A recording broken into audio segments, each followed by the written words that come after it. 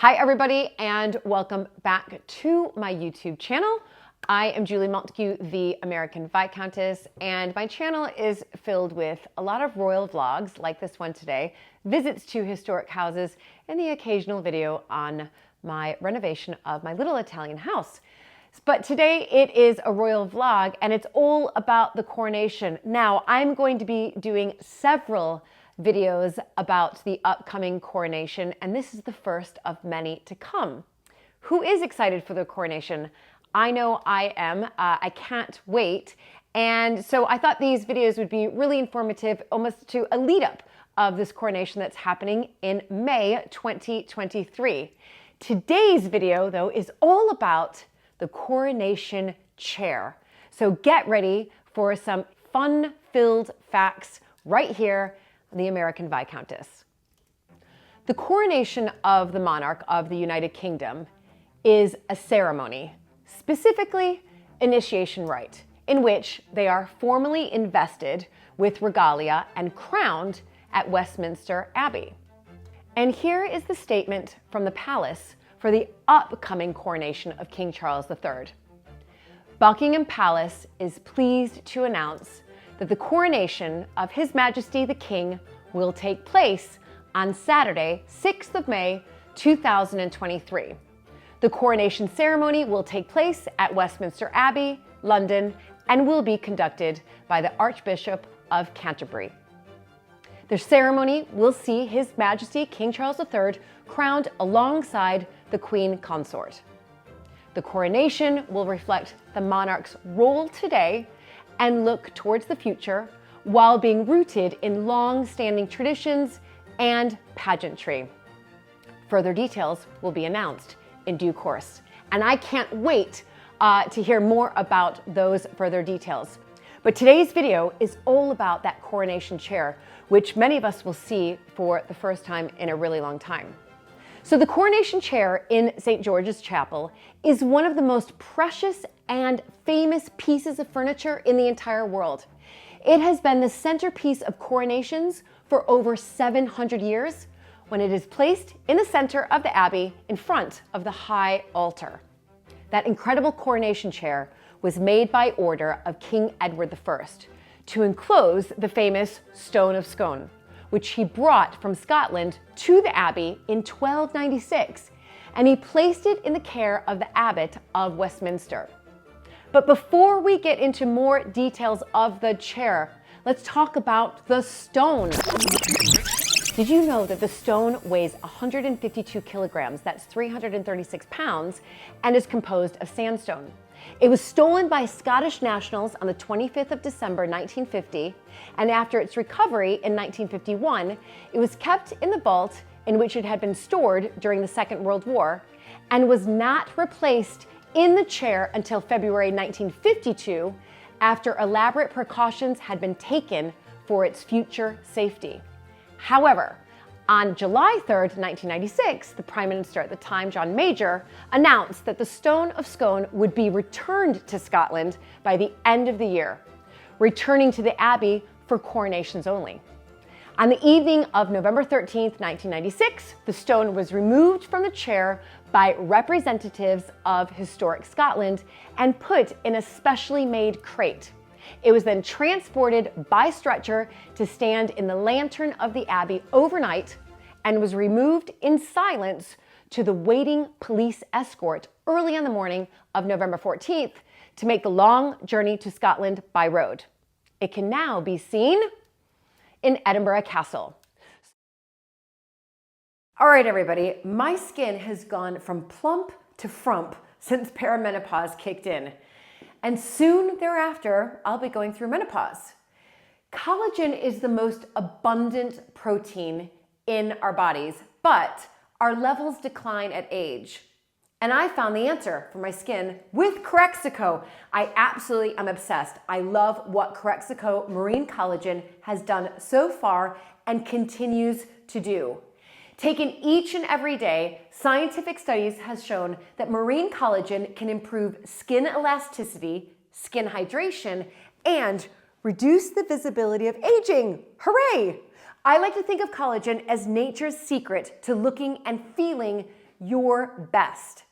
Since taking it, I wake up every morning with plumper skin.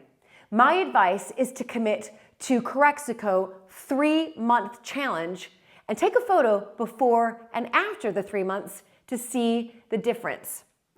Corexico marine collagen is the purest type of collagen sourced from wild-caught, unfarmed fish using only the fish skin, which has the largest concentration of collagen. Unlike many collagen products on the market, which use farmed fish that have been exposed to high levels of pollutants and antibiotics, marine collagen, Corexico marine collagen, is sourced from pristine Arctic Canadian waters, which are highly regulated and follow strict quotas. It's also derived as a byproduct of the fishing industry, which might otherwise go to waste. So it is the most sustainable, eco-friendly source of collagen. I have mine in a cup of joe each morning, but you can also have Corexico in water with lemon, herbal tea, yogurt, smoothies, and even in soups. That's right. It's tasteless, so it's easy to incorporate. And did you know, apparently, Camilla, Queen Consort, takes Corexico too. So it's good enough for a queen, I'm just saying. All details down below in the links in the description to see how you can incorporate Corexico into your everyday life.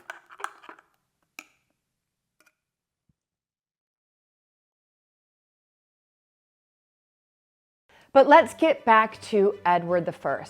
The king had a magnificent oaken chair made to contain the stone in around 1300, painted by Master Walter and decorated with patterns of birds, foliage, and animals on a gilt ground. The figure of a king, either Edward the Confessor or Edward I, his feet resting on a lion, was painted on the back. The 4 gilt lions below were made in 1727 to replace the originals, which were themselves not added to the chair until the early 16th century. The stone was originally totally enclosed under the seat, but over the centuries, the wooden decoration has been torn away from the front. The coronation chair has been in use at the coronation ceremony since 1308, although opinion is divided as to when it was actually used for the crowning. But this was certainly the case from 1399, when Henry IV was crowned in the chair. There have been 38 coronation ceremonies for reigning monarchs held at the Abbey. 14 queen consorts also had separate coronation ceremonies. And at the joint coronation of William III and Mary II in 1689, a special chair was made for Mary, as William used the ancient chair. Mary's chair is on display in the new Queen's Diamond Jubilee Galleries at the Abbey. The ancient chair was taken out of the Abbey when Oliver Cromwell was installed upon it as Lord Protector in Westminster Hall. It was, though, used by Queen Victoria at the 1887 Golden Jubilee services in the Abbey. And during the Second World War, the chair was evacuated to Gloucester Cathedral, and the stone, as we know, was secretly buried in the Abbey. Most of the graffiti on the back part of the chair is the result of Westminster schoolboys and visitors carving their names in the 18th and 19th centuries. One of the tourists carved P. Abbott slept in this chair 5th, 6th July 1800 on the seat. And a bomb attack in 1914, thought to be organized by the suffragettes, even knocked a small corner off it. The chair was kept in the chapel of St. Edward the Confessor for many centuries, until that chapel was closed to general visitors in 1997. In February 1998, the chair was moved out and raised on a modern pedestal near the tomb of Henry V. In April 2010, it was moved to a specially built enclosure within St. George's Chapel at the west end of the nave for essential conservation work. But get this, during conservation and cleaning, guess what was discovered? a rare pigment called orpiment. And that was discovered in the compartment which housed the stone. Tiny traces of vivid color were found on the chair. It was discovered that originally there was no seat, and a cushion on top of the stone was probably used in earlier times. So who's looking forward to seeing that coronation chair once again at the upcoming coronation of King Charles III? Do comment down below. And if you do like this video, be sure to subscribe, like, and turn notifications on, because this will be one of many videos all around the upcoming coronation of King Charles III.